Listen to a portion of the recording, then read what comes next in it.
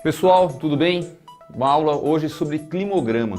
Cara, é muito fácil e comumente cai no Enem. Então a gente não vai errar essa questão depois dessa aula aqui, beleza? Vem comigo!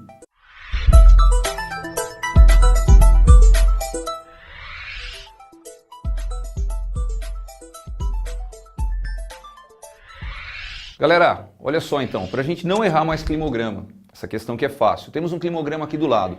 Analisa ele comigo. Você tem os meses embaixo, você vai ter a coluna com os graus Celsius para representar a temperatura, que é representada pela linha que está aqui em verde. O que você vai ter também? Você tem os meses do ano representado por médias em milímetros, que vai ser o quê? A precipitação mensal, a média mensal de precipitação e temperatura. Beleza? Esse é o climograma do clima tropical típico, no Brasil representando principalmente o Cerrado. Verão úmido, inverno seco. Você tem duas estações muito bem definidas. O verão vai de dezembro, vai chegar até quando? Você vai ter até o mês de março, depois você tem uma longa estação seca. Esse é o clima tropical típico. Bom, agora que a gente aprendeu a analisar um climograma como exemplo, vamos lá. Nós temos aqui agora dois climogramas que você vai ter como base para a gente saber o que é hemisfério norte e o que é hemisfério sul. Se cair uma pergunta para você, qual climograma representa o hemisfério norte ou em que localidade esse climograma está, você vai saber responder agora. Por quê? O climograma dá a dica para a gente. Repara só, nós temos um climograma onde a linha da temperatura, os meses de junho e julho, são primordiais para a gente entender isso. A linha da temperatura vai fazer o quê? Ó, começou o climograma de cima aqui e a linha vai apontar para baixo. A linha apontando para baixo, galera, quer dizer o quê? Esse climograma representa o hemisfério sul, porque nos meses do meio do ano, junho e julho, é inverno no hemisfério sul. Já no hemisfério norte, o climograma de baixo aqui, o que vai acontecer? Nós temos a linha subindo nos meses do meio do ano. Então, se você reparar dois climogramas, se todos eles estiverem com o mês de junho e julho no meio do climograma, o que vai ocorrer? Você tem aí a condição de saber se está no hemisfério norte ou no hemisfério sul. Climograma de cima, hemisfério sul, a linha aponta para baixo. Climograma de cima, o de baixo, você vai ter ele apontando para o hemisfério norte. Belezeira? Então vamos lá. A próxima pergunta que eu tenho do climograma para você é a seguinte.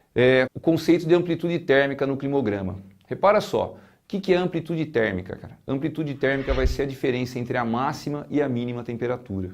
A máxima temperatura vai variar muito em relação à mínima temperatura? Se variou muito, a amplitude térmica é grande. Se variou pouco, a amplitude térmica vai ser pequena. O que vai acontecer aqui então? Ó? Repara só, nós temos dois climogramas aqui. O climograma do hemisfério norte vai estar onde? Em cima ou embaixo? O que você acha? É uma sacanagem, uma brincadeira eu perguntar isso para você agora. Por quê? Um dos climogramas tem a linha extremamente reta. Quando a linha está extremamente reta, essa linha da temperatura está reta, o que vai ocorrer? Nós temos aí um climograma que está muito próximo à linha do Equador. Já o climograma de baixo, o que vai acontecer? Ele tem uma grande amplitude térmica. E ele está no hemisfério norte ou no hemisfério sul? Responde para mim então aí, ó. O que você acha? O climograma de baixo está no hemisfério norte, olha só. A linha da temperatura vai apontar para cima.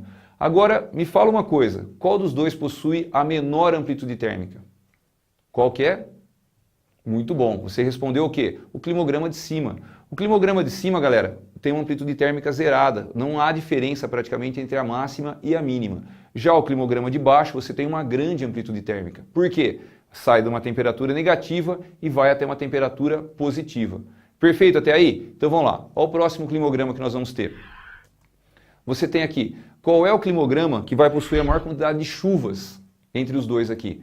Visualmente, galera, os dois climogramas aqui do lado são o quê? Perfeitamente iguais. Você tem uma quantidade de chuva muito grande nos dois. Aí é que mora o perigo. Você tem que observar muito bem o climograma para você não errar essa questão que é fácil. Observa só, os dois climogramas, o que vai ocorrer? Um tem de 0 até o quê? 120 milímetros. O outro climograma aqui de baixo está de 0 até 320 milímetros. Então, visualmente, eles são iguais, só que o espaço que cada um representa é muito diferente. A medida vai ser muito diferente. O de cima, visualmente, pode ser igual ao de baixo, mas a quantidade de chuva dele é muito menor. Ele vai de 0 até 120. Já o climograma 2 aqui, o que vai acontecer? Ele vai de 0 até 320 milímetros, beleza? Observou o climograma, não vai ter erro. Dá uma olhada aqui. Nós temos agora dois climogramas porque eu quero perguntar o que para você? Qual deles tem a maior amplitude térmica? Você vai ter um climograma aqui, tá aqui ó, uma linha constante, varia muito pouco, ele está muito próximo ao que? A linha do Equador. Então ele tem baixa amplitude térmica, a gente já fez esse exercício. Já o climograma de cima, o que vai ocorrer?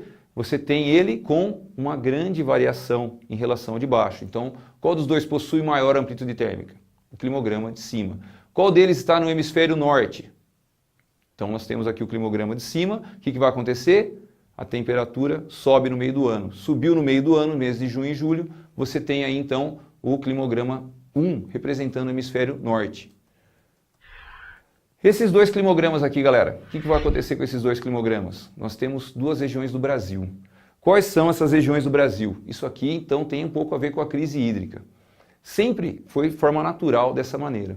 Você tem o climograma 1 aqui em cima, representando o quê? O hemisfério sul, no Rio Grande do Sul do Brasil. Você tem, então, o climograma da região sul. Repara só o inverno desses caras, mês de junho e julho. É um inverno úmido. Por que o inverno é úmido? Pela atuação da massa polar atlântica. Então a massa polar atlântica vai fazer o quê? Ela sai lá do Polo Sul, ela sai carregada de umidade e muito fria.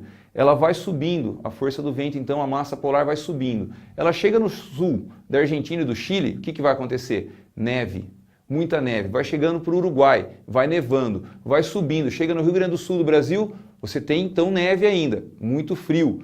O que vai ocorrer quando ela passa o trópico e chega na região sudeste aqui em São Paulo? Ela derrubou toda a umidade que ela carregou pelo oceano. E vai fazer o que quando chega aqui para nós? A nossa região aqui é sudeste, nossa região a minha. Você pode estar em outra região, galera. Perdão. Na região sudeste, passou o trópico, a massa polar passa o trópico, ela descarregou toda a umidade que ela já tinha. O que vai ocorrer? O nosso inverno é seco. O inverno da região sul é úmido. Por isso que nós temos a diferença nos climogramas aqui. Belezeira? Espero que a gente tenha conseguido, então, explicar para você sobre climograma, uma questão fácil para você não errar mais nada sobre isso aí. Valeu, galera. Obrigado.